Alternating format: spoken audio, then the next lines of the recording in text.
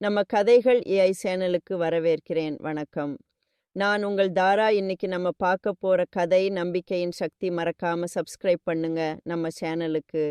Title: நம்பிக்கையின் சக்தி. மதுரையில் சுந்தரன் என்ற பக்தன் வாழ்ந்து வந்தான். அவன் ஒரே ஆஸ்தி, பரமபக்தியுடன் வழிபடும் அழகிய விநாயகர் சிலை. எது நடந்தாலும் விநாயகரின் அருளால்தான் என்று நம்பி வாழ்ந்து வந்தான். ஒரு நாள் மதுரையில் கடுமையான உலர்ச்சி. மக்கள் தண்ணீர் கிடைக்காமல் சிரமப்பட்டனர்.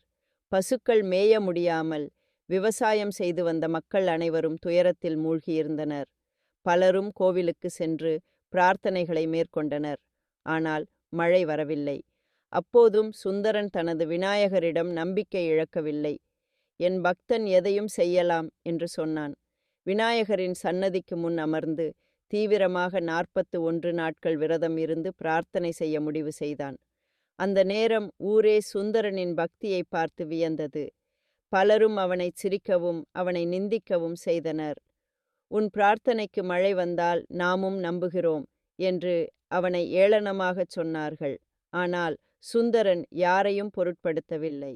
41வது நாள் சுந்தரன் தனது விரதத்தை நிறைவேற்றி விநாயகரிடம் பக்தியுடன் சாத்துவேல் செய்தான். ஓம் விநாயகா, உனது அருளால் என் ஊருக்கு மழை கொடு என்று வேண்டிக் கொண்டான். அதிர்ச்சியாக அன்றைய இரவே கனமழை பெய்தது. ஊரே மகிழ்ச்சியுடன் ஆடும் மழையில் குதித்து கொண்டாடியது. மக்கள் அனைவரும் சுந்தரனின் நம்பிக்கையை பற்றி பேசினர்.